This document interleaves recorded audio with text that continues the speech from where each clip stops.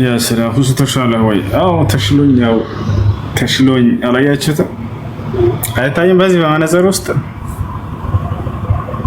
አይታይም?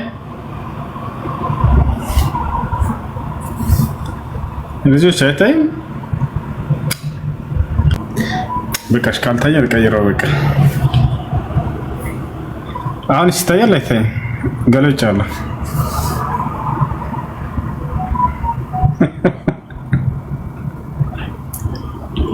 አሁን ይታያል።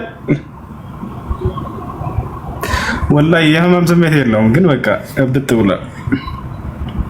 የግዴታ በቃ መውጣት ያለበት በኦፕሬሽን ቀጣይ ሳምንት الاسبوع القادم ان شاء الله።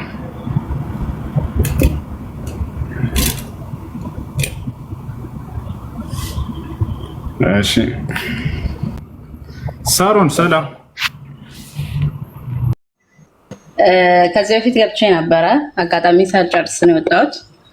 አስወጣኝ። አክቹሊ ኤኒዌይ እንትን ነው ከዚህ በፊት ጠይቄ የነበረው እንትን ነው ቁርአን ላይ ወይም ደግሞ ነብዩ መሐመድ የተናገረውን ወንጌልና ምንድነው በአረብኛ ብቻ ከዛ በፊት የነበሩት መጽሐፎች መበረዛቸውን ኢንጂልና ምንድነው መበረዛቸውን አንደኛ፣ ሁለተኛ ደግሞ ከነብዩ መሐመድ በፊት ሙስሊሞች የነበሩበት ቦታ አሚን ኤኒ ሎኬሽን የሙስሊም ሀገር የሚባል ወይም ደግሞ ሙስሊሞች ያኔ ፊዚካሊ ሙስሊሞች የነበሩበት ቦታ። እሺ ጥያቄዎች ሙስሊም እንደሆኑ ነው ያልሽው። በስለ ጥያቄሽ ሳሩ አቤት ጥያቄዎች ሙስሊም እንደሆኑ ማስረጃ ነው ያልሽው? ላላ ማለት በነብዩ በነበረ ሰዓት የመጽሐፉ ሰዎች እያለ ይገልጽ ነበር አይደለ? ክርስቲያንና እንትሎችን ያው እሳቸው በነበሩ ሰዓት መጽሐፉ ነበረ ማለት ነው። ከዛ በኋላ አሁን ላይ ደግሞ እናንተ ተበርዟል ትሉናላችሁ።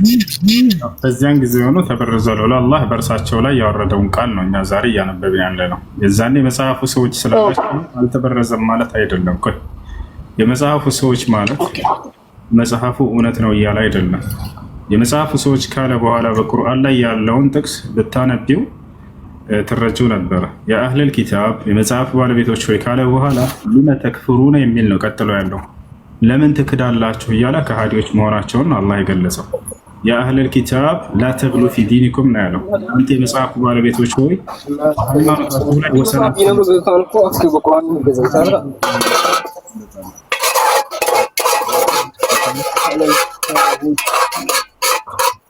የአህለል ኪታብ ካለ በኋላ ሊመ ተልቢሱን አልሐቅ ቢልባጢል ነው የሚል ነው። እውነትን ከሐሰት ለምን ትቀላቅላላችሁ?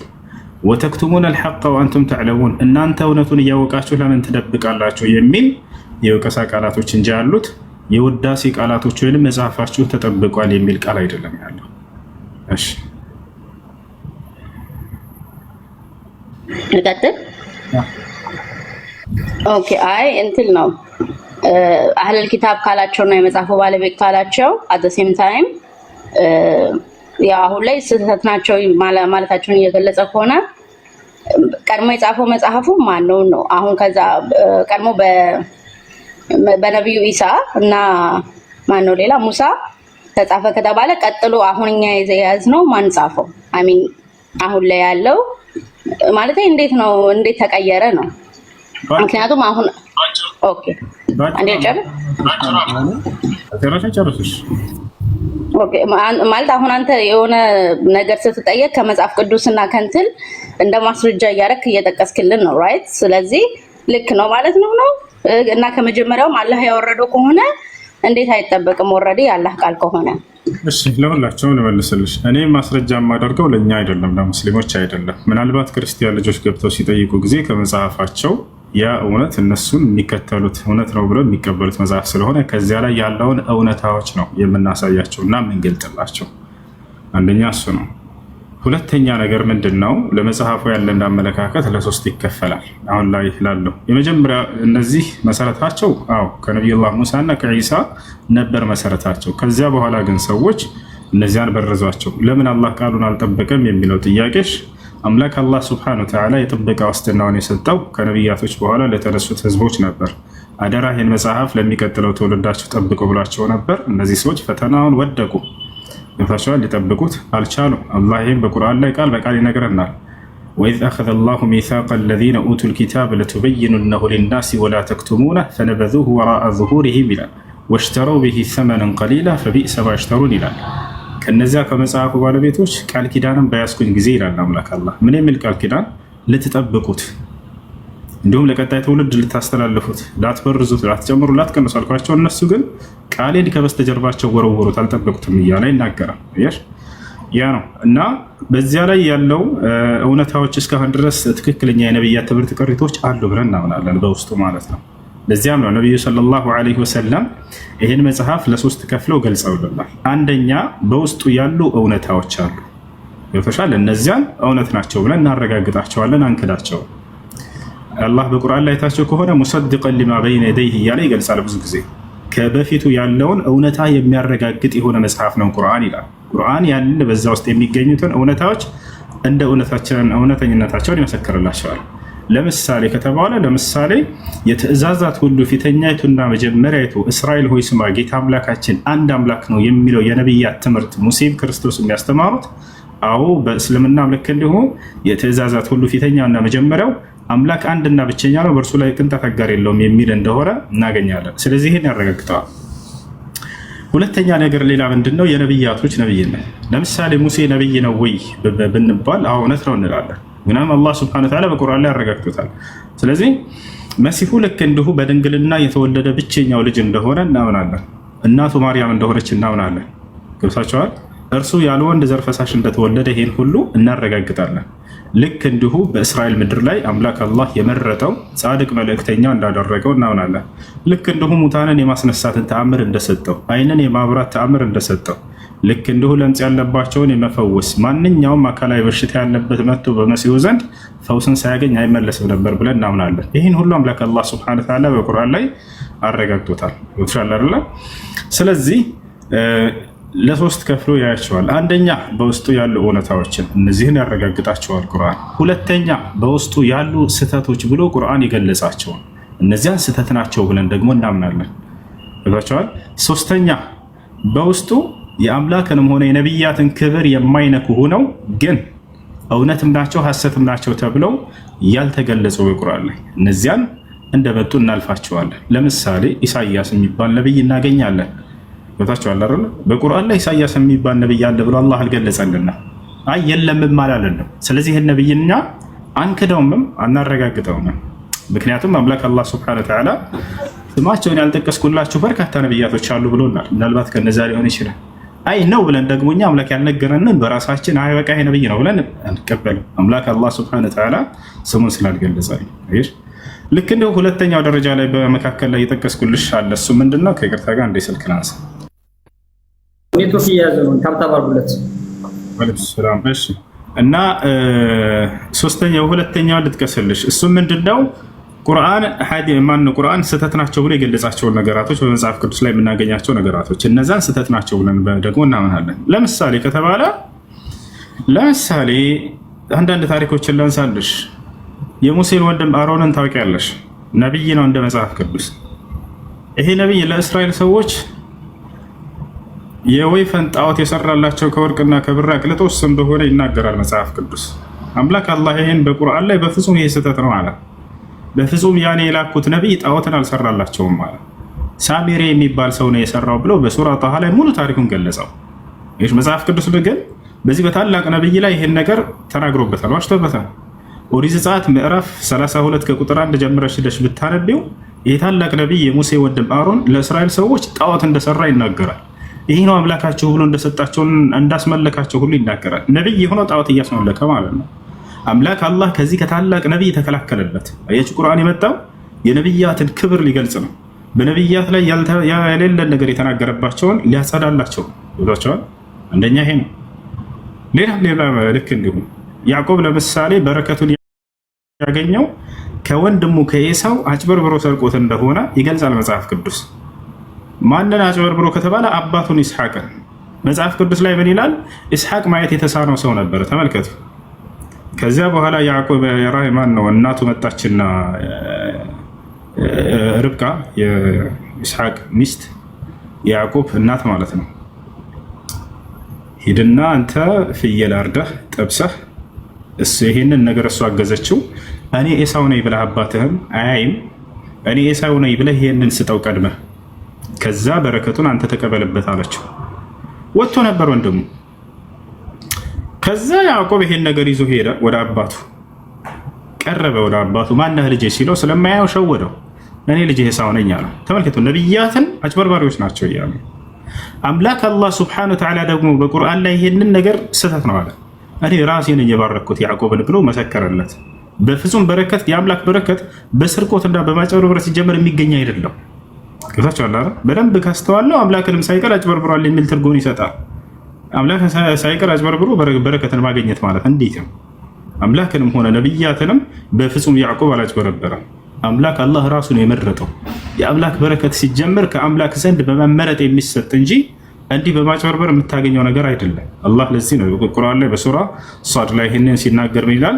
ወዝኩር ኢብራሂም ወኢስሐቅ ወያዕቁብ ኡሊል አይዲ ወልአብሳር ኢና አኽለስናሁም ቢኻሊሰቲን ዚክረ ዳር ወኢነሁም ዒንደና ለሚነል ሙስጠፊን አልአኽያር ይላል። ሙሐመድ ሆይ በዚህ በቁርአንህ ላይ በሰጠሁህ ላይ አብርሃምን፣ ኢስሐቅን፣ ያዕቆብን አንሳቸው፣ እነሱ ከእኔ ዘንድ በእኔ የተመረጡ ናቸዋል። አጭበርብሮ የወሰደ አይደለም በረከቱን ያዕቆብ። ይህን ሁሉ ክብር ገለጸለት። ሌላ ልጨምርልሽ፣ ሰለሞንን ታውቂያለሽ? ሰለሞን እንደ መጽሐፍ ቅዱስ ላይ በጣም የረከሰ ሰው እንደሆነ እናገኘዋለን። አምላክን ክዶ ጣዖትን አምልኮ ለጣዖት አምልኮ ቤተ አምልኮ ሰርቶ ገብተሻል አይደለ? በጣዖታውያን ሴቶች ተሸውዶ እንደ ካደ ምናምን ይገልጸዋል መጽሐፍ ቅዱስ። ነገር ግን አምላክ አላህ ሱብሓነሁ ወተዓላ ሰለሞንን ሲገልጽልን በቁርአን ላይ ሌላ ታሪክ ነው። እጅግ በጣም ለፈጣሪው ታዛዥ የነበረ ሰው ነው። ገብታችኋል? ከንግስናው ጋር የአምላኩን ትእዛዝ የጠበቀ ሰው ነበር። ወማ ከፈረ ሱለይማን ብሎ ተከላከለለት። ሰለሞን በፍጹም አልካደኝም፣ በእኔ ትእዛዝ ላይ ቀጥ ያለ ነበር እያለ ይናገርለታል። እዚያ ላይ እንደ ካደ አምላኩን የተነገረውን ማለት ነው። እና እንዲህ አይነቶችን በርካታ ነገራቶች ልክ እንዲሁ ያዕቆብ ከአምላኩ ጋር ትግያ ተጋጥሞ አምላክን እንዳሸነፈ ይገለጻል መጽሐፍ ቅዱስ ላይ። አምላኩን ያዕቆብ በጣም የሚፈራ ሰው እንደነበረ ቁርአን ላይ ታሪኩን ገለጸለት። ልክ እንዲሁ ሎጥ መጽሐፍ ቅዱስ ላይ ከሁለት ሴት ልጆች ጋር አስካሪ መጠጥ ጠጥተውት እዚያ በኋላ ከሁለት ሴት ልጆች ጋር ወሲብ ፈጽሞ አስረግዞ አስወልዷቸዋል ይላል መጽሐፍ ቅዱስ። ገብታችኋል? እንዲህ አይነቶችን ታሪኮች አላህ ሱብሓነሁ ወተዓላ ከነቢያቶቹ ክብር ተከላከለላቸው። ይህ ነው። ይቅርታ እንዴ አቋርጥ። ኦኬ፣ በመጀመሪያ የይስሐቅና የያዕቆብ ታሪክ ላይ ራሱ ታላቅየው ታላቅነቱን በምስር ሸጠ የሚል ታሪክ አለ። እሱን ካላየኸው ምናልባት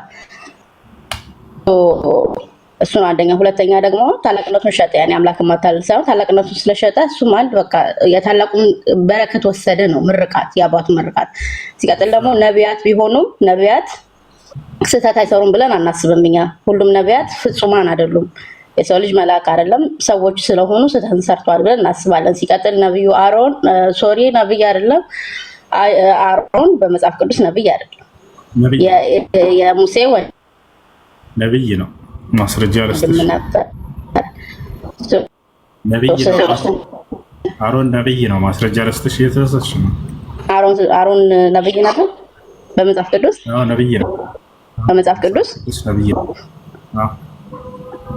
ኦኬ ተሳስቼ ሊሆን ይችላል። ግን ደግሞ እንዳልኩህ ነው፣ ጊዜ ከመንፈጅ እንትን ይላሉ፣ ነቢያት ስህተትን ይሰራሉ። ቆይ እግዚአብሔር ሙሴን አይኔ ለፈርዖን አሮን ነብይ ነው። እሺ ነቢያት ስህተትን ሊሰሩ ይችላሉ። ላይክ ነቢዩ ዳዊትም ስህተትን ሰርቷል። ስህተት ይሰራሉ ብለን ነው የምናስበው፣ ያኔ ሰዎች ስለሆኑ።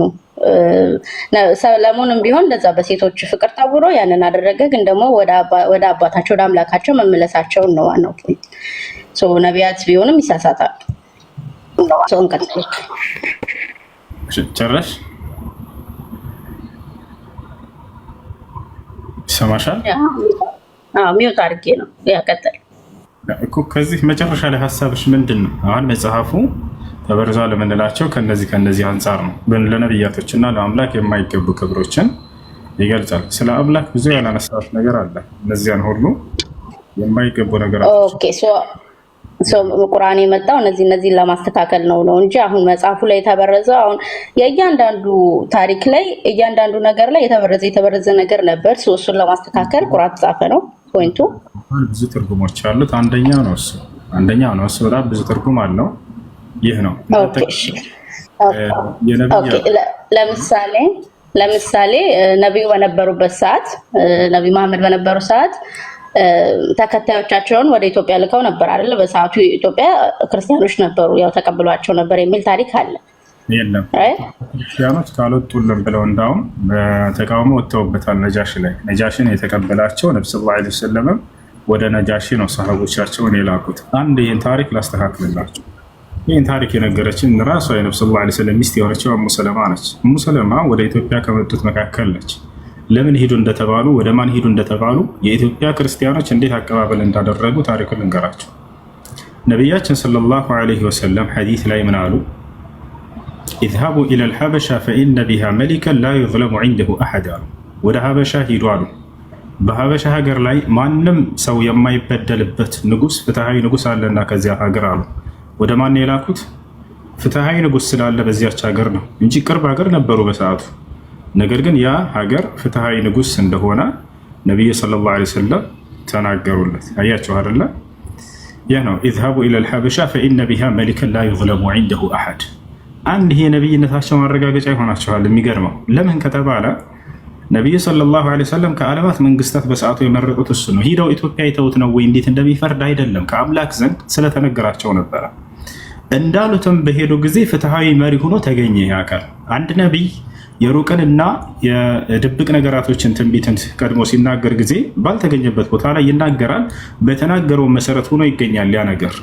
ከዚያም ነብዩ ሰለላሁ ዐለይሂ ወሰለም አምነው ሰሃቦች ሄዱ ወደ ሀበሻ። ከሄዱ በኋላ የሀበሻ ንጉስ የኢትዮጵያ ንጉስ ጋር ደረሱ። ይወጣቸዋል። በደረሱ ጊዜ በዚህ ጊዜ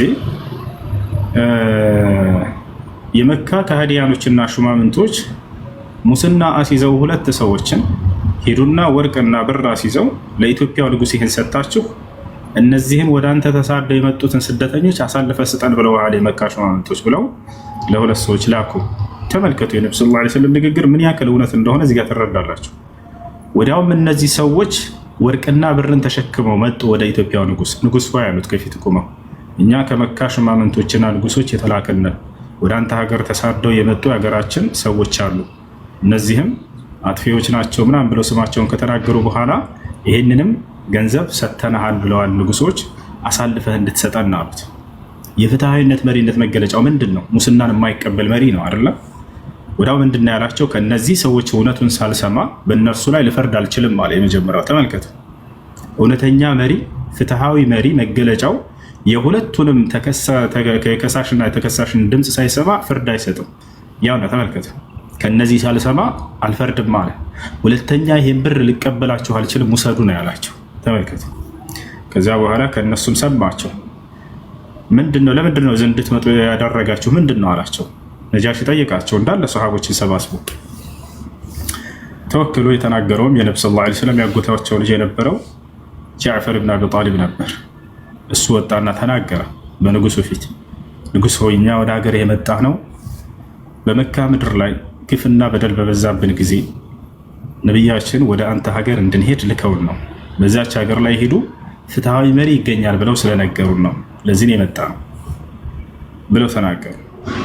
ከዚያም እነዚህ ሰዎች ቆሙና እነዚያ ተልከው የመጡት ከመካ ምን አሉ? አይ እነዚህ ሰዎች ውሸታቸውን ነው። አዲስ መንገድን አምጥተው በአባቶቻችን በቅድመ አያቶቻችን የሌለን መንገድ አምጥተው አማልክቶቻችንን የሚያወግዝ የሆነ ነብይ እየተከተሉ ያው ጣዖቶቻቸውን ስህተት ናቸው ብለው ስለተናገሩባቸው ለዚህ ነው ምናምን ብለው ተናገሩ። ንጉሱም ወደ እነሱ ዞሮና እውነት ነው የሚሉት ብሎ ጠየቃቸው። ከዚያ በኋላ ያ አዩሃል መሊክ አንተ ንጉስ ሆይ አሉት፣ ኢና ኩና ፊል ጃሂልያ ነዕቡዱል አስናም፣ እኛ በጃሂልያ ዘመን ያ ማለት ነብዩ ሰለላሁ ዐለይሂ ወሰለም መተው ሳያስተምሩን ጣዖት አምላክ ያን ነበርን ከእነዚህ ሰዎች ጋር ብለው ተናገሩ። ነገር ግን ሙሐመድ መጥቶ ወደ አንዱ አምላክ ብቻ ወደ አብርሃም ወደ ኢስሐቅ ያዕቁብን አምላክ አምልኩ ብሎ ጥሪ ያደረገልን። እኛም ጣዖቶችን ትተን በእሱ አስተምሮ ምክንያት አንዱን አምላክ ማምለክ ጀመረ። እኛ ልክ እንዲሁ አጸያፊ ስራዎችን የምንሰርቅ ነበር በጉልበታችን። ያንን ነገር አስተወና አስተማረን። ዝምድናን የምንቆርጥ ነበር፣ ዝምድና እንድንቀጥል አስተማረን። ጽድቅን ነገር ሁሉ አስተማረን፣ ከክፉ ነገር ሁሉ እንድንርቅ አደረገን ብለው ይህን ሁሉ መሰከሩ። በዚህ ጊዜ ነብይ እንደሆነ ይሄንን ሰማ ንጉሱ። ምንድነው ያልከኝ? ሙሐመድ ነው ያልከኝ አለው። አዎ ሙሐመድ። هل نزل عليه شيء ብሎ ንጉሱ ጠየቀው። እስኪ ነብይ የምትሉት አካል የሆነ የወረደለት ቃል አለ ከአምላኩ ዘንድ ብሎ ጠየቀ። በላ አዩሃል መሊክ አሉት። አዎ ንጉስ ሆይ የወረደለት ቃል አለ። ምንድነው እሱ አላቸው። ቁርአን ወርዶለታል አሉት። ከዚያ ልታነቡልኝ ትችላላችሁ የተወሰነ አላቸው። አዎ እናነብልሃለን አሉት። ብልጥላቸውና ሰሃቦች ሱራ መርየምን የማርያምን ምዕራፍ አነበቡለት። ምክንያቱም ንጉሱ ክርስቲያን ነበረ፣ የኢትዮጵያ ንጉስ ይላቸዋል። ሱራ መርየምን የማርያምን ሱራ ሲያነቡለት ጊዜ በከን ነጃሺ አለቀሰ። ከእርሱ ጋር ያሉ ቀሳውስትና መነኩሴዎችም አለቀሱ። ቃል በቃል በቁርአን ላይ ያሳያቸዋል። ቀሳውስትና መነኩሴ ብሎ አላህ እየጠራቸው አለቀሱና ያንን በሰሙ ጊዜ ነጃሺ ምን ነበር ያለው? ወደ እስልምና ተቀበለ፣ አመነ። እንዳመኑ እንደሰለሙ ቁርአን ላይ ያለው ማስረጃ አለ። ይወታቸዋል። በከን ነጃሺ አለቀሰና ምን አለ? አሁን ያነበባችሁልኝ ቃል ለቀደሙት ነብያቶች ሲሰጠው ከነበረ ቃል ከአንድ ምንጭ የተቀዳ ቃል እንጂ የሚለይ አይደለም ብሎ ወዲያው መሰከረ። ምክንያቱም የዛኔ የነበሩ ንጉሶች ካጠገባቸው ያሉ ቀሳውስቶችና መነኩሴዎች የሚያነቡ ነበሩ፣ የሚያውቁ ነበሩ። እውነታውን ወዲያው እስልምናን የተቀበለው ነጃሺ እንደተቀበለ በቁርአን ላይ ቀሳውስትና መነኩሴ እያለ ስማቸውን እየጠራቸው ያሳያቸዋል። ሱረቱል ማኢዳ ላይ ይገኛል።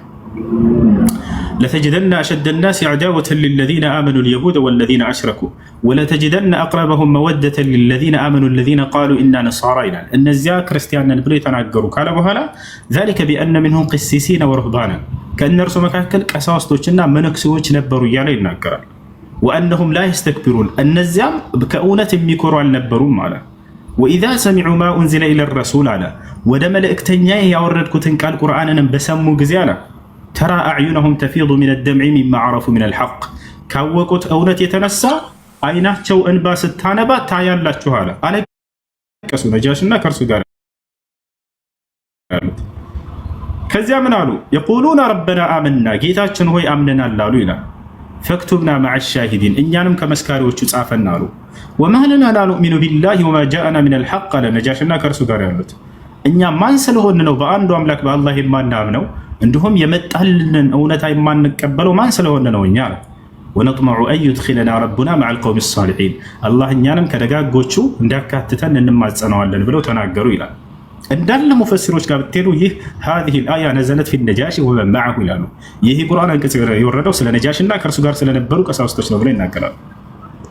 ከዚያ በኋላ ነበር የኢትዮጵያ ክርስቲያኖች አመፅን ያስነሱበት። ይሄን ኡሙ ሰለማ የነብዩ ሰለላሁ ዐለይሂ ወሰለም ሚስት የአይን እማኝ በቦታው የነበረችው ትናገራለች። ሙስነድ አህመድ ላይ ምን አለች? ከዚያም በኋላ የኢትዮጵያ ክርስቲያኖች ተነሱበት በንጉሱ ላይ፣ በዚች ሀገር ላይ እንዴት እነዚህን እንግዶች አመቻቸህላቸው ብላ ማለት ነው ብለው የት የሚገኙ ክርስቲያኖች አለች። በብዛት ከናይል አጠገብ የሚገኙ ክርስቲያኖች ተነሱበት፣ ከባህሩ ማዶ ያሉት ብላ ተናገረች። ወዲያውም ይሄን በተነሱበት ጊዜ ንጉሱ አመጽ ባስነሱበት ጊዜ የዛኔ በቃ ራሱ ሊሄድላቸው ወሰነ። ሰሃቦች ጠየቁት፣ በእኛ ምክንያት ነውና ይህ ሊሆንብህ የቻለው እኛ ከአንተ ጎን እንሰለፍልህ ወይ አሉት። ላ እናንተ እንግዶቼ ናቸው አላቸው። ወደ አምላክ ወደ አላህ ብቻ ተማጸኑ ብሎ ነው የነገራቸው። ወዳው ነጃሺ ሄዳ ሰሃቦች ዱዓ አደረጉ። ወዳው አምላካችን አላህ ሆይ ነጃሽን በምድር ላይ አመቻችለት ብሎ ተማጸኑ። ወዳው ነጃሺ ሄዶ ድል አድርጎባቸው መጣ። ስለዚህ ኢትዮጵያ ክርስቲያኖች ተቀብለዋል ሙስሊሞችን እያሉ የሚሸውዷቸው ውሸት ነው። ገብታችኋል? ወላሂ ላዚም ውሸት ነው። የነብዩ ሰለላሁ ዐለይሂ ወሰለም ሚስት ራሷ ተናግራለች። በቦታው ላይ የነበረችው ካልወጡልን ብለው የኢትዮጵያ ክርስቲያኖች አምፀው ነበር ሰሃቦች ላይ ካልወጡልን ብለው። ንጉሱ ነው ሂዶ ደምስሷቸው የመጣው። ጭራሽ አምፀውበት ነበር እንዋጋሃለን ካላስወጣህ ብለውት። ገብታችኋል አይደለ? ይሄ ነው። በፍጹም አልተቀበላቸውም። ከዚያ በኋላ ሰሃቦችም ሀገሩ ሲረጋጋ ጊዜ ወዲያው ተመልሰዋል ሄደዋል። እሺ ስብከት ነው ጠይቅ ወንድሜ፣ ጠይቅ ወይ ስብከት ልሰብክ ነው? ገብተን እኮ እየጠበቅን ነው። ኦኬ አይ እኔ አንዴ ጨርስ ብዬ ነው። ሜርሲ አንዴ ልጨርስ ነኝ እንዳላቋርጥህ ብዬ ነው። አክቹሊ በየትኛውም አሁን ባልካቸው ነገሮች አልስማማም፣ ግን that's not my point. ኦኬ ሶ አሁን my point is አረጋግጥ ከላይ ያለው ልጅ ሞተናሳ ይሄ ነው እውነታው። እሺ ተቀብለውናል ምናምን ብላችሁ እየሸወራችሁ ነው። ከላይ ያለው ልጅ ነው እኔ ባይቀበላቸውም አሮብ ማይንድ አንዴ ቆይ ሜትሽ ነው። ከላይ ያለው ልጅ አለ ሄሎ የለም። እሺ ቀጥይ። እሺ ሳራ እኔ ነው እሱ አይደለም ከላይ ያለው መሰለኝ። እሺ ሳሮን ትቀጥይሽ። እሺ ሶ ያ የኔ ነጥብ ስላልሆነ አሁን እሱ ውስጥ እንትን አይደለም። ስለዚህ እኔ ለኔ የተፈለኩት በሰዓቱ ክርስቲያኖች እዛ እንደነበሩ ኮንፈርሜሽኑን ነው ነበሩ። እዛ ነው ኢትዮጵያ ውስጥ ቅድሚያ ክርስቲያኖች ነበሩ። ሶ እንደዛ በተመሳሳይ እንደ ኢትዮጵያ እንደ ግሪክ or any old ምንድነው ብዙ እድሜ ያላቸው ሀገራቶች ውስጥ አንድ ሀገር ጥቀስልኝ እስላሞች የነበሩበት ሙስሊም የተባሉ ተብሎ የተጠሩ ሰዎች የነበሩበት። እስራኤልም እስራኤላውያን ነበሩ። ስለ ሀገር እያወራሽ ነው እንዴ? እኔ እኮ ስለ ሃይማኖት እያወራሽ መስሎኝ ነበር እኮ። ስለ ሃይማኖት ኦኬ እሺ፣ ሃይማኖቱ ያላቸው ሰዎች ከዛ በፊት ማለት ያው ሰዎች ሰው ያለ ሀገር አይኖርም ብዬ ነው። ሰዎች ከዛ በፊት የነበረ ሙስሊም ከሆነ አዳም የመጀመሪያው ሙስሊም ነበር። አብርሃም፣ ሐዋርያቶች እንዳለ ሙስሊሞች ነበሩ። ማስረጃ ልስጥሽ ከፈለግሽ ነው። ቆይ አሁን እንትን ለናትለውና አይ የተጻፉትን ሳይሆን የተጻፉት ከመጽሐፍ ቅዱስ እንደተቆረጁ ነው እኔ የማስበው። ማስረጃ ቴክኒካሊ ግን ደግሞ ነው በአካል የነበሩ ያው ታሪኮቹ መመሳሰላቸው ነው ለየኔ ማስረጃ አይደለም ነው። ኮርጃል የሚለውን ማስረጃ አስጨነስኪ። ኦኬ እሺ ነው በጣም ማስረጃ ሰጣለሁ። እኔ አልተጻፈም ስለ መሐመድ በመጽሐፍ ቅዱስ ሌሎች ነገር ነታውራ ኮረጃ ማለት ኦኬ ሐሳቤን እኮ ነው የምነግርህ፣ እምነቴን እኔ እንደዛ ነው ማምነው ብዬ ነው። ግን አይ ቅድሜ የነበሩ እስላሞችን ንገረኝ። እሺ ሙስሊሞች ቅድሜ የነበሩ ሙስሊሞች ለምሳሌ የክርስቶስ ሐዋርያቶች ከመጽሐፍ ቅዱስ እነሱ በህይወት የነበሩ ምልህ እንዴት ነው የተጻፉትን ሳይሆን በህይወት የነበሩ እየኖሩ የአስተምሮትን ፕራክቲስ እያደረጉ የነበሩ ማስረጃ ነው። እኛ የምንከተለው ከይቅርታ ጋር በማስረጃ የምታወሪ ከሆነ ወይም ማስረጃ የምትጠይቂ ከሆነ እንመልስልሻለን። አይ ዝም ብለን ተረት እንድናወራ ከሆነ ነው። የምን ማስረጃ ልስጥህ? እሺ የምን ማስረጃ? ምን ብዬ ማስረጃ? ለምሳሌ አንድ ነብይ ክርስቲያን እንደነበረ በመጽሐፍሽ ማስረጃ ሳየ ያው ሐዋርያት እኔ ክርስቲያን እንደነበሩ ነው ማምነው። አንድ ነብይ ከነብያቶች መካከል እነ ሙሴ እና አብርሃም ማንኛው ነበር ክርስቲያን የነበረ? ክርስትናማ ከክርስቶስ በኋላ ነው ክርስቲያን የተባሉት። ከዛ በፊት አይሁዳን ነበሩ። ጎበዝ ልጅ እሱ ነው ያኔ አይሁዳን ነበሩ። የክርስቶስን መምጣት የሚጠባበቁ አይሁዳውያን።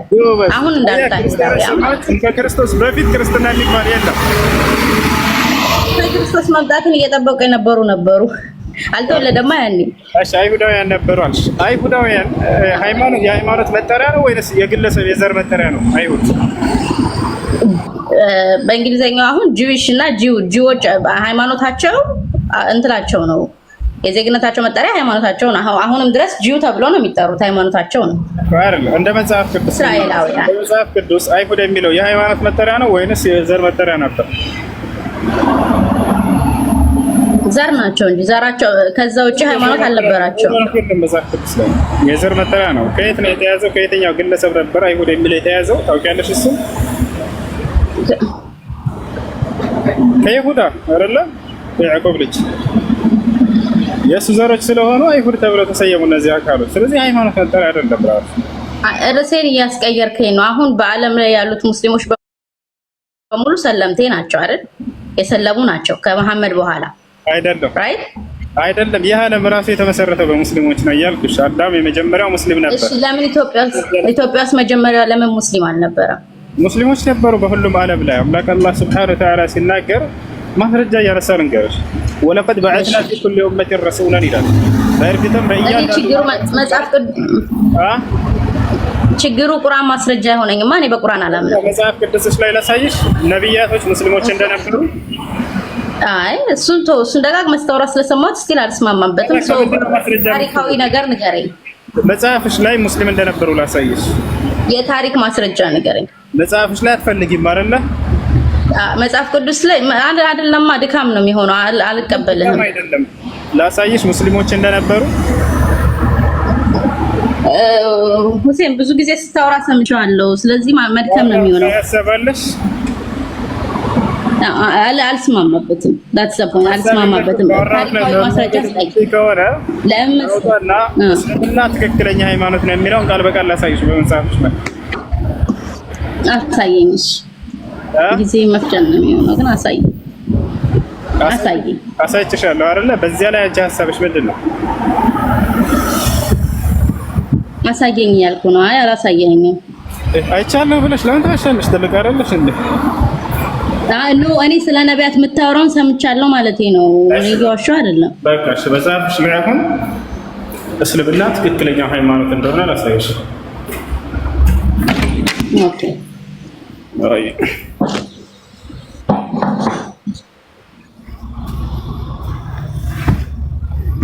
ሰላም አለይኩም። በድጋሚ ግን እስካሁን እንትን እኮ ታብታብ አላደገም። ታብታብ አድርጉት እንጂ ወላሂ በጣም ብዙ ሰው ነው ያለው። ግን ኮሜንቱን ዝጋው። ታብታብ ማድረግ ይችላሉ። እየጻፉ ነው፣ ቢዚ ናቸው። እሺ ኑ ላሳያቸው አንድ ጊዜ እስልምና የሚለውን እዛው የገዛ መጽሐፋችሁ ላይ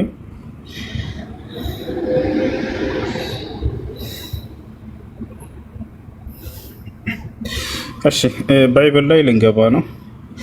ያው ባይብል ይታያቸዋል። እዚህ ከኦሪት ዘፍጥረት እስከ ራዕይ ድረስ አለ። እኛ የምንገባው መጽሐፈ ኢዮብ ላይ እንገባለን። ያው እዚህ ጋር ወይ ሰላም ምናምን የሚለውን ከዛ እንትን ብለህ ልተረጉመው ነው በቋንቋ ምናምን። አና ሽፍታ ሀጋ ግን doesn't make sense። ሻሎም ነው ሰላም በእስራኤል ቋንቋ የሚሆነው ነው አይደለም። ኢስላም የሚለውን ቃል በቃል ከእንትሉ ጋር ራሱ አገባቡ አይሆንም። የሆነች ልጅ ከዚህ በፊት አሳይታኛለች። አይደለም አንድ ቦታ ደግሞ ብቻ ሊሆን አይችልም። እንደዛ ከነበረ ብዙ ቦታ አለ። አብሽር ደጋግሜ ያሳይሻለሁ። አብሽር ችግር የለም። ሰላም የሚለውን ነው የምትተረጉመው ቋንቋ ትራንስሌት አድርገህ? አይደለም እኔ አይደለም የምተረጉመው።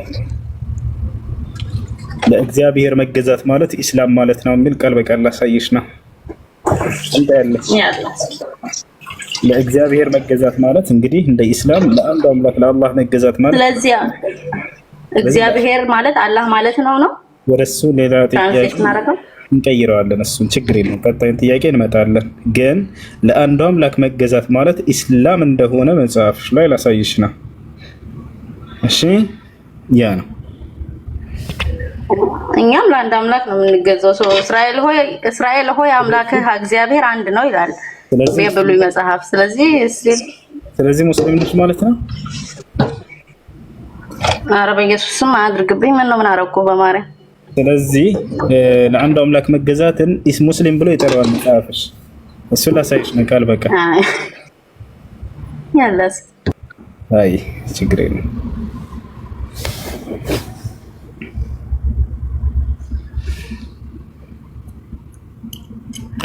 ያና እዚህ ጋር ወደ አማርኛ እንቀይረው፣ እራሱ ይቀይርልናል። ለአንዱ አምላክ መገዛትን ለእግዚአብሔር መገዛት ብሎ እስልምና ብሎ ያስቀምጠዋል። እንግዲህ እሺ አረበኛ ያደረገው ወደ አማርኛ ልቀይረው። አምሃሪት እሺ ያውና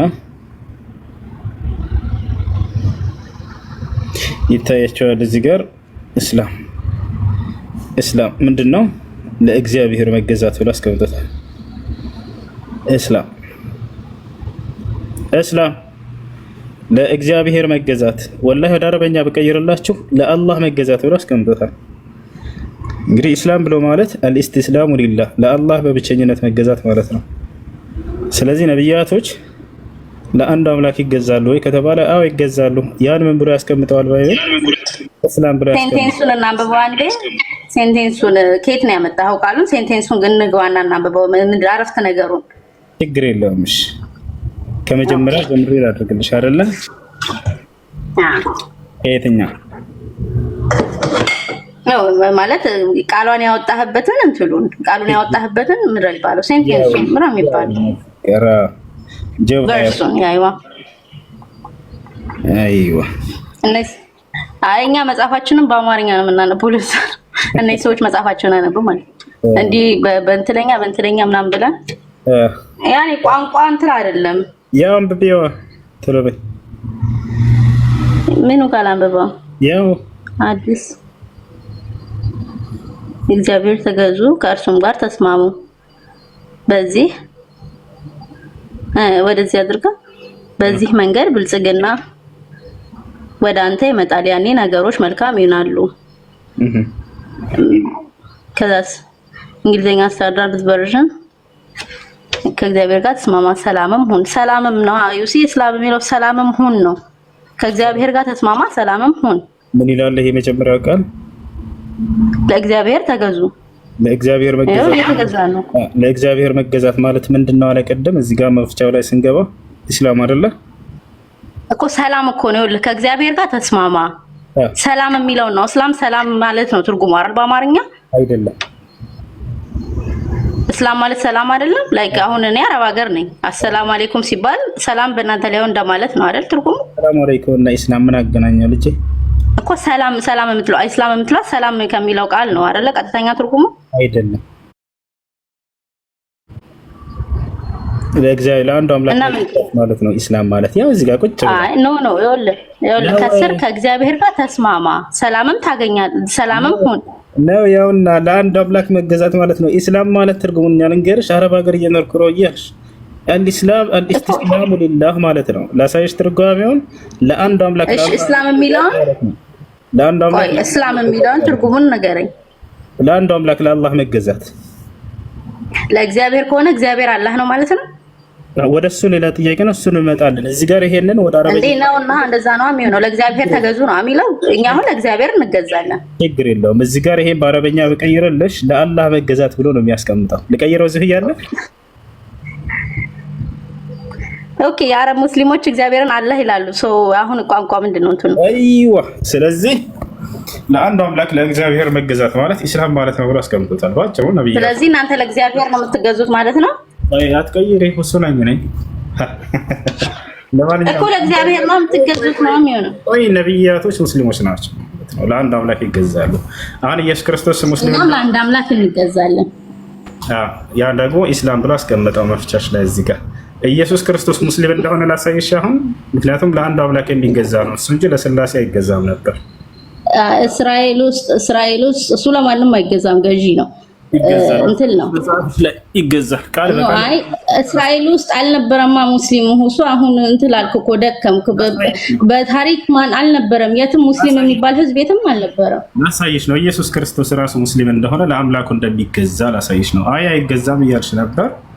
ቃል በቃል ለአምላኩ ገዢ ነው ይገዛል። ላሳይሽ ነው ያ ኦኬ። ስለዚህ አሁን በታሪክ የለም ማለት ነው። ሁለተኛው ጥያቄ በታሪክ ሙስሊም የነበሩ ሀገር ሙስሊም ያለበት ሀገሮች ለምሳሌ ተከልሻለሁ እንጂ እንደዚህ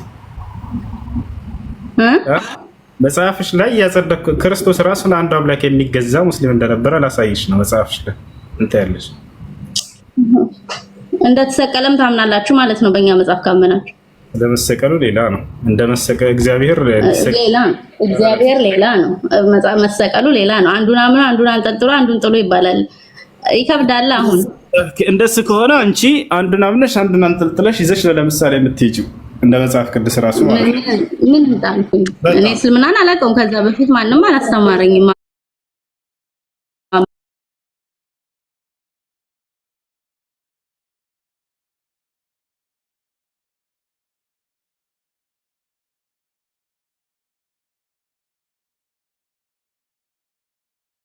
ይሄን ታውቂያለሽ አይደል?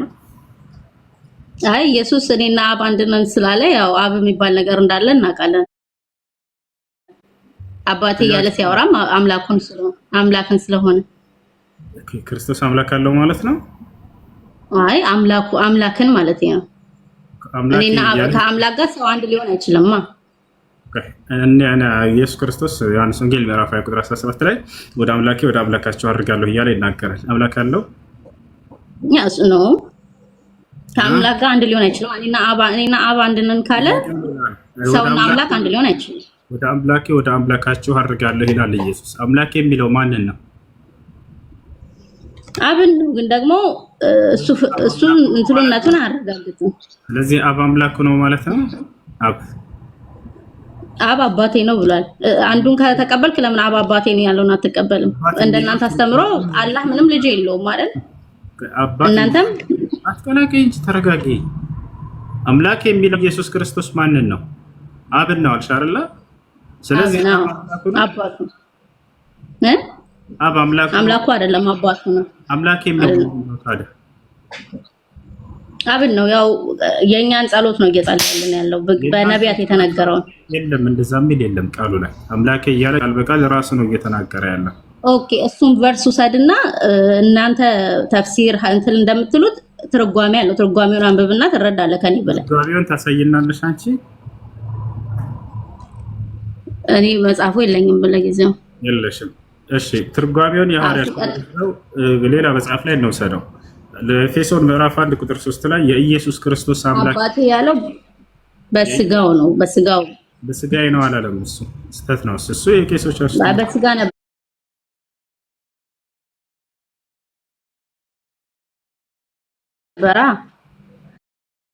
አረ ቄሶች አትበል። ቄሶች ማን ምንድን ነው ያደረጉ ነገር አለ እንዴ? ወንድም መጽሐፉ ላይ እንደዛ የሚል የለምና ነው። ከየት እንደሰጧቸው አይታወቅም። ትርጓሜ አለ። ትርጓሜ የእናንተን ተፍሲር ማን የሰጣችሁ? አባቶች ትርጓሜ የሚባል ነገር አለ። የኢየሱስ ክርስቶስ አምላክ ይባረክ ይላል ኤፌሶን ምዕራፍ 1 ቁጥር 3። ማን ነው የኢየሱስ ክርስቶስ አምላክ? አባቱ። ስለዚህ አምላክ ነው። ለእሱ ይሰግዳል አይሰግድም? ኢየሱስ አይሰግድም። ይሰግዳል። ኢየሱስ በተሰቀለ ሰዓትም ሆነ በህይወት ባለ ሰዓት የነቢያትን አስተምሮ እያመጣ ትንቢቶችን እያመጣ እየተናገረ ነበረ። ለምሳሌ አንድ ትንቢት ለምሳሌ የዳዊትን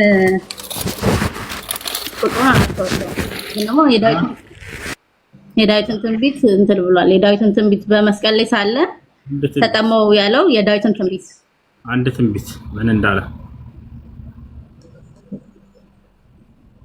አሁን አለኝ መጽሐፍ በስልኬ መጽሐፍ ቅዱስ ያለው ወደ ማን ነበር ሲጸልይ የነበረው?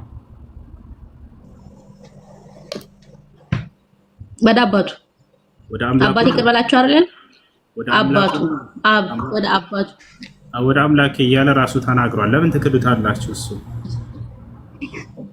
ስለዚህ መሰቀሉን ታምናለህ ማለት ነው። እዛ ሰዓት ላይ የተናገረውን ካመንክ መሰቀሉን ታምናለህ። መሰቀሉ ሌላ ጥያቄ ነው። አምላክ የሚለው ማንን ነው? ሌላ ጥያቄ ነው አይችልም። አሁን ተሰቅሎ የተናገረው ንግግር እያወራን ከሆነ መሰቀሉን አምነህ ነው የምታወራኝ።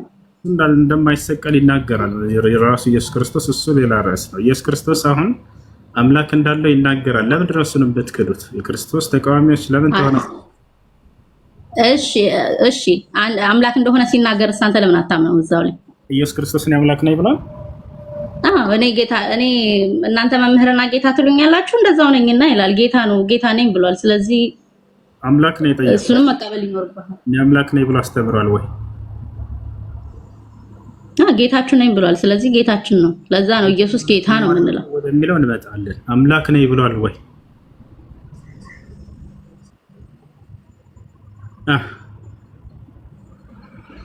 ሄሎ ይቅርታ፣ አንዴ ደውል እየተደወለ ነበር። ሶሪ፣ ምን አልከኝ?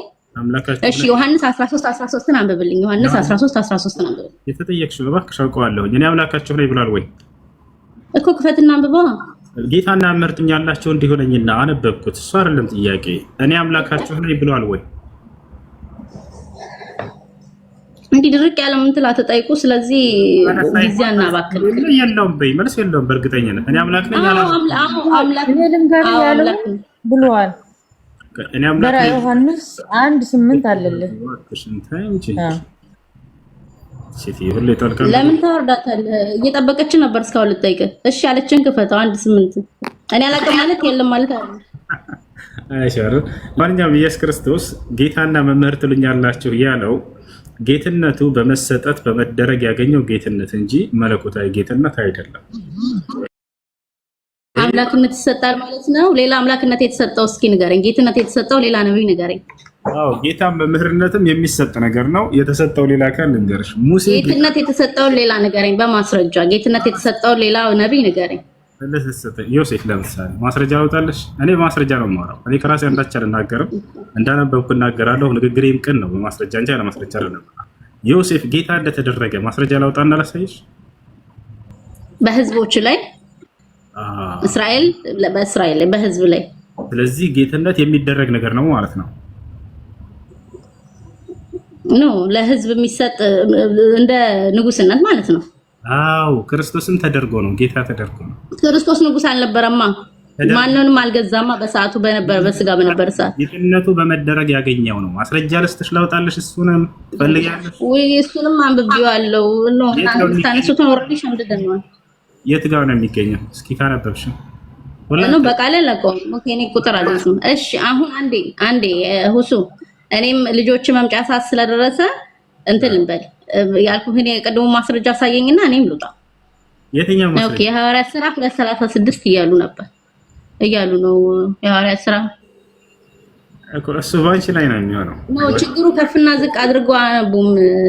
አንድ እንትን አንበበ ሳሌ እንትን ስለምትል ከፍና ዝቅ አድርገህ አንብብ እንደምክር። ሲቀጥል ደግሞ እኛ ተፍሲር ምናምን እያልን የእናንተን እንትን እንደምንል እናንተም ትርጓሜ የሚባል መጽሐፍ አለ፣ እነሱን ብታነቡ ሪኮመንድ አደርጋለሁ።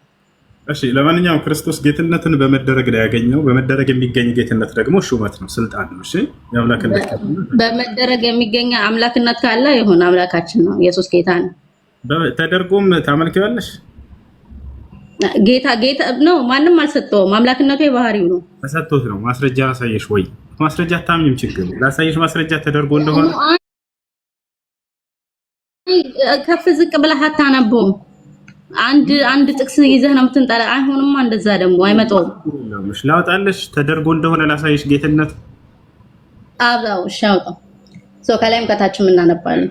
እንደፈለግሽ ከላይ ከታች ብትሄጂ ከመደረግ አታስመልጭው። እኔ አሳይሻለሁ። ላውጣልሽ ነው ያ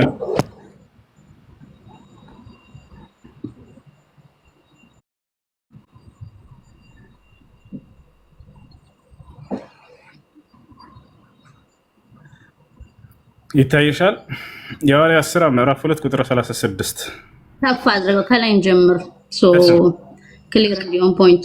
እሺ ከስንት ነው? ከላይ ጀምር። ከ35 ወይ ከ34? እሺ ያው ከ34 አድርግልሽ። ያው ዳዊት ወደ ሰማይ አልወጣም እና ነገር ግን እርሱ ጌታዬን አንድ የተፈጸመ ትንቢት ጌታዬን ጠላቶችህን የእግርህ መረገጫ እስካደርግልህ ድረስ በቀኝ ተቀመጥ አለው። እንግዲህ ይህ እናንተ የሰቀላችሁት ኢየሱስን እግዚአብሔር ጌታም ክርስቶስም እንዳደረገው የእስራኤል ወገን ሁሉ በእርግጥ ይወቅ። አይዋ ጌታም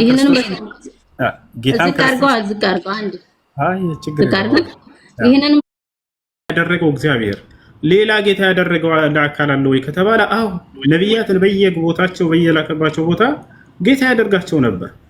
ለምሳሌ ዮሴፍን ጌታ አድርጎታል። ለየት ከተባለ ለግብፅ፣ እሱ በግብፅ ሀገር ላይ ነው እና የተላከው። ማን ያደረገው? እግዚአብሔር። ልክ በጊዜው ኢየሱስ እግዚአብሔር ጌታ አደረገው። ጌታ ማለት አለቃ ማለት ነው፣ ሹመት ማለት ነው፣ ሌላ ነገር አይደለም። በታች አለ አይደል? ዮሴፍ ጌታ እንደተደረገ ማስረጃ ላሳያችሁ። ዮሴፍማ ተሾመ፣ እዛ ሀገር ተሾመ። እሱን እናውቀዋለን ታሪኩን። ላሳያችሁ። እሺ ያው እና ዮሴፍ ራሱ ሲናገር ምን ይላል? አሁንም ፈጥናችሁ ወደ አባቴ ውጡ፣ እንዲህም በሉት ልጅህ ዮሴፍ የሚልህ ነገር ይህ ነው፣ እግዚአብሔር በግብፅ ምድር ላይ ሁሉ ጌታ አደረገኝ። ያ ሰላም። ዮሴፍን ማነው ጌታ ገዢ ያደረገው? ተሰዶ በሄደበት ገዢ ያደረገው። ኢየሱስ በዓለም ገዝቷል በምድር። ቀስ በይ። ኢየሱስ ክርስቶስንም ጌታ ያደረገው ማን ነው? ሳሮን ቅድም እንዳሳየሽ በማስረጃ እግዚአብሔር። ስለዚህ እግዚአብሔር አለ። አይዋ ያንተ አረዳር ነው የሚገርመኝ። የምን ይኸውልህ እኛ ቄሶቻቸው ያሸጉዳቸው እንትን እኛ ባረብ እግዚአብሔር ነው ያደረገው ብላ በቋንቋችን የተጻፈው ይኸውልህ ነው። ስለዚህ ጌትነቱን እመኑ። በቃ ጌትነቱን እመኑና እስኪ በቃ እንትን ነው ጌትነቱን አምናችሁ ስትቀበሉ አላችሁ። ሹመት ነው እኮ ስልጣን እኮ ነው፣ ሌላ እኮ አይደለም። አሁን እኛ ቆይ ልንገራችሁ፣ አልተሾመማ በምድር ምንም አይነት ማስረጃ የለም። አልተሾመም ክርስቶስ በምድር እንጂ ጌታ ተደረገ እየተባለ እንደገና ሹመት አይደለም ትልናለች እንዴ? ጌታ ተደርጎ ነው እኮ እኛ ይህን ነገር ልንገራችሁ አምላክ ተደረገ። ስለዚህ በጌታ በኢየሱስ መኑና ወደ ዘላለማዊ ወደ ቀጥተኛው መንገድ ነው። እንደው በእግዚአብሔር በመረጃ ማመን አይፈልጉም። አያቸው አይደል? የጠየቀችውን ሁሉ እያወጣ እያሳየዋት ነው። እኛ ይህን ነገር አንለበትም እንጂ የስልጣን የሹመት እንደሆነ ስለምናውቅ እንጂ ልብ በሉ። ከዚህ በፊትም ተናግሬያለሁኝ። ሁሉም ነብያት በየሀገሩ ስልጣንን ተሰጥቷል። ጌታ ተደርገዋል ሲባል ጊዜ ሹመት ተደርገዋል ለህዝቦቻቸው ማለት ነው፣ ሌላ አይደለም። ዮሴፍ በግብፅ ላይ ያ ማስረጃ እያሳየናችሁ ነው።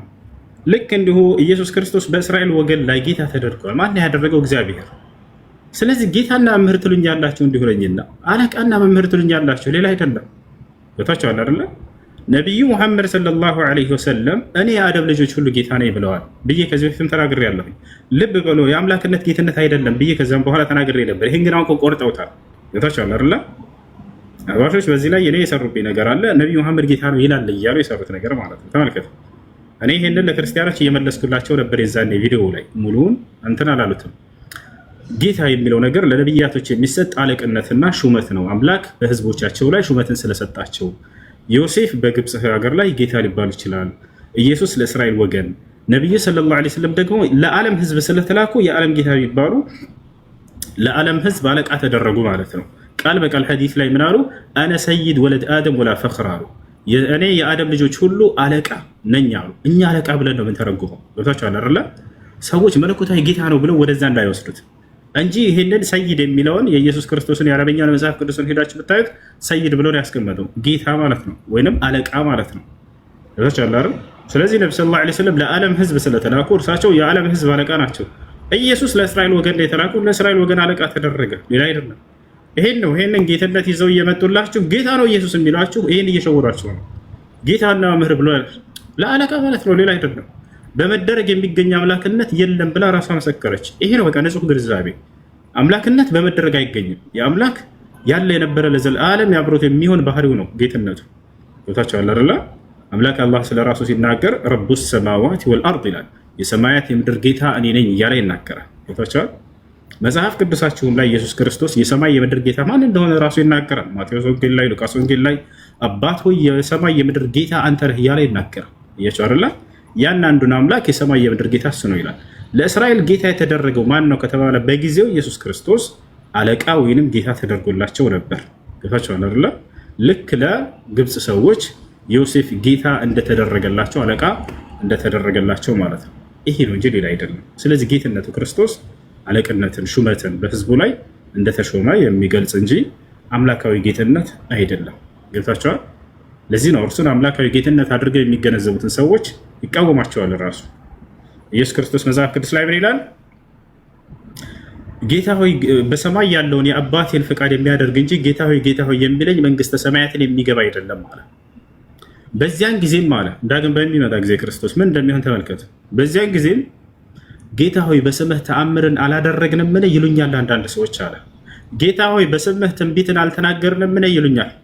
ጌታ ሆይ በስምህ አጋንንትን አላስወጣንምን ይሉኛል። እኔም የዛኔ እናንተ አመፀኞች አላውቃችሁም ከፊት የራቁ ብዬ መሰክርባችኋለሁኝ አለ።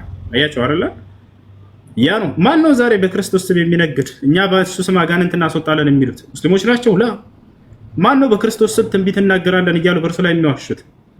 እነዚህን ሁሉ ምን ይላቸዋል ክርስቶስ? እናንተ አመፀኛ አላውቃችሁም እላቸዋለሁ ብሏል። መለኮታዊ ጌትነት ለአንዱ አምላክ ሊሆን ሲገባ ለእርሱ አጋርተው የሰጡትን ሰዎች ይቃወማቸዋል። የትንሣኤ ቀን